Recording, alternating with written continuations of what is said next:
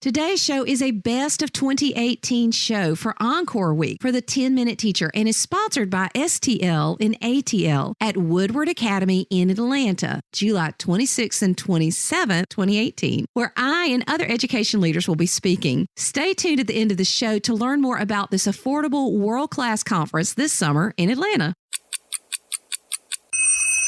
Today's episode 277 is an encore episode. 5 free tech tools to try in your social studies lessons.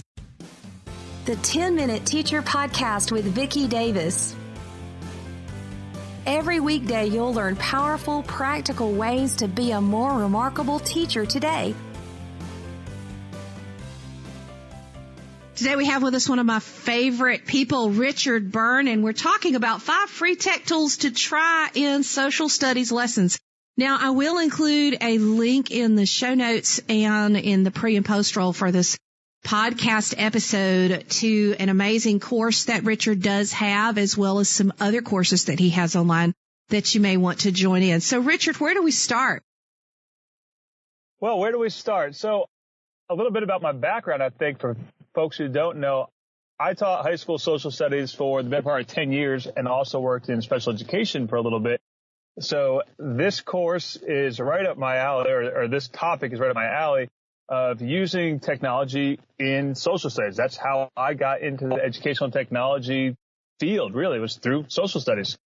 So I want to share a few of my favorite tools that I think some folks might be familiar with, and some other people might be brand new to them. So if you don't mind, I'll just jump right into my first one. Let's go for it. What do you think? Yep. So this is one that's right under everyone's nose whenever they go to Google, but whenever I share it, people are like, oh, I didn't know you could do that. It's Google Books.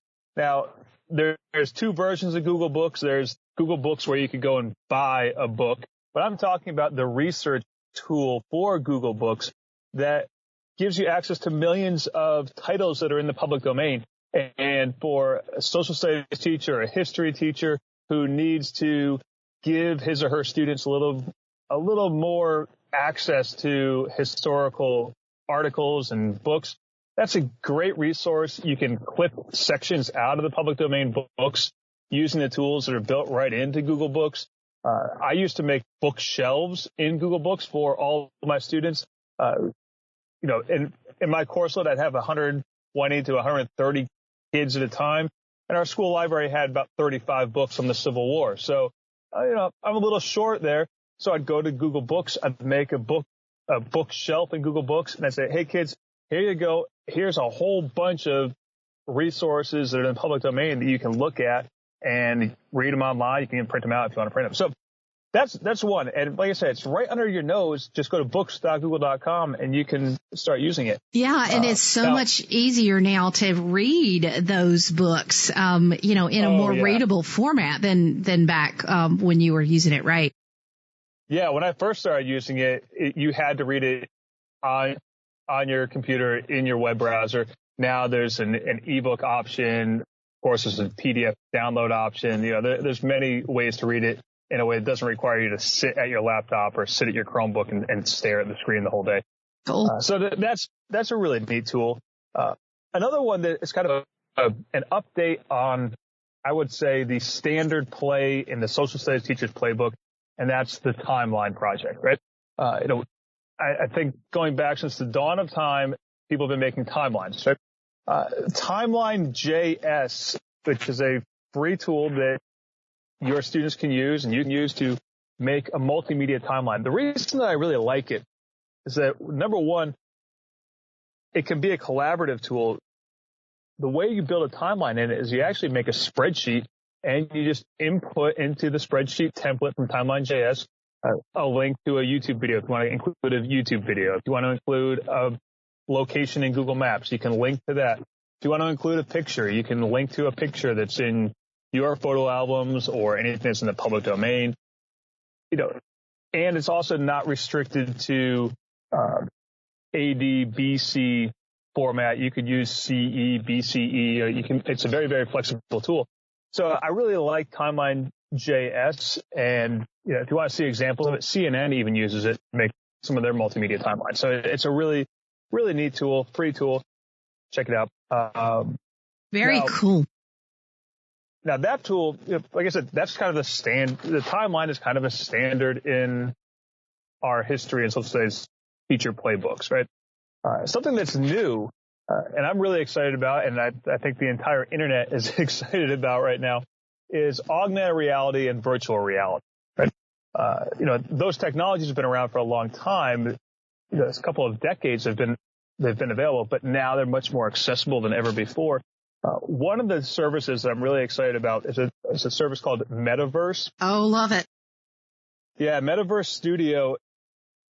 The way that I've been describing it for the last 6 months or so is like it's build your own Pokemon Go, but with an academic slant, right? So when I think about using Metaverse Studio in the social studies classroom, I often think about, could you make a historical Pokemon Go for your local community? Have your students build their own augmented reality game in which the players go out and they look for landmarks in town or in your county. And when they get to that landmark, they get a little digital prize and they can watch a video about that place, or they can learn more information about that place. So it's a really, if you've played Pokemon Go or you have a child in your life who played Pokemon Go, that's the concept behind Metaverse Studio, because you can build your own game like that and build in an educational slant to it. One of the things that those folks are doing at Metaverse Studio is they're really trying to support teachers as much as possible. They have a fantastic Facebook page for teachers that I'd encourage you to check out if you have a chance. So awesome. It love sounds that. like you've been using it too, Vicki. My students started programming in augmented reality in November, and I've done some work for Metaverse, so I have to disclose that, but I love it. It's just fantastic, and I think there's all kinds of potential, and plus there's even some prepackaged stuff that other teachers have created that you can play. But, the whole goal, as you and I often talk, is to get the kids creating, so love that. Okay, what's your next? So my next, I'm going to go out of order for my notes because of what you just said. So speaking of creating, when it comes to virtual reality, it's great to sit back and take kids on a Google expedition, which was going to be one of the things I was going to talk about anyway. Google Expeditions is great. You can show kids places that can't be displayed in a 2D format. A flat map is great, but going and looking at it in Google Expeditions, that's a whole nother experience, right? But I want kids to create things. So I like the Google Cardboard Camera app and the Street View app, particularly the Street View app if you have access to a 360 camera. If you don't, it's still an awesome app. But the Google Cardboard Camera app will let you and your students make your own 360-degree imagery that you can then view inside virtual reality in a VR viewer, whether that's the Google Cardboard viewer or any number of hundreds of virtual reality viewers that are on the market now. The Google Cardboard Camera app in particular I really like because I can narrate what's being displayed to my students, and the Google Cardboard Camera app now makes it very easy to share your imagery either publicly or privately. If you want to just share it with your students and not share it for the whole world, or you want students to share it without making it entirely public, the Google Cardboard Camera app is a really neat way to do that. And I'll give you an example of how I've seen it used by a school. I visited a school in New Hampshire last summer where the teacher had decided that for part of his geology unit, actually, he was going to have the kids go out with that app and record some 360 panoramas and talk about some geological features. So a little extension outside of your typical social studies class with the Google Cardboard Camera app. So those are the 5 free tools I think any social studies teacher should try out in 2018 if you haven't tried them yet.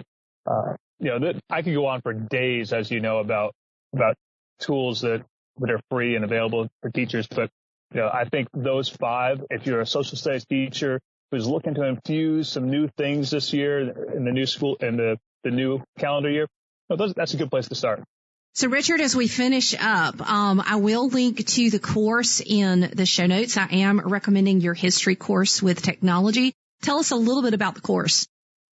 So the course is Teaching History with Technology, and it's really based on partly my own classroom, my own social studies lessons, and then all 5 of the tools that I mentioned today, but many, many others. And it's not just a how to use the tool. I'm really trying to encourage people to think about how they use the tools. And so I include examples and suggestions every week in the course on here's how this could work in your classroom.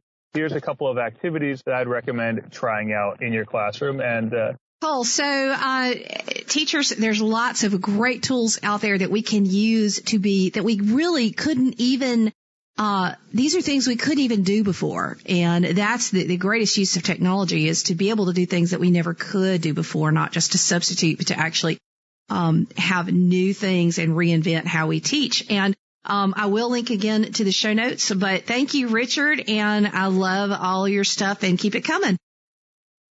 This summer, July 26th and 27th, I will be speaking with other amazing educators like Susie Boss, Janet Zanita, and many more in Atlanta at Woodward Academy's STL and ATL conference. Priced at $295, this all-inclusive event, of course, except for hotel and travel, is an incredible opportunity to engage and learn. But sign up now at stlinatl.com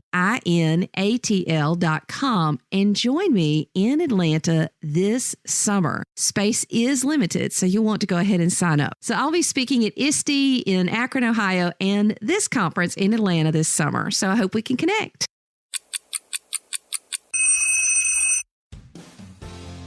Thank you for listening to the 10-Minute Teacher Podcast. You can download the show notes and see the archive at coolcatteacher.com/podcast. Never stop learning.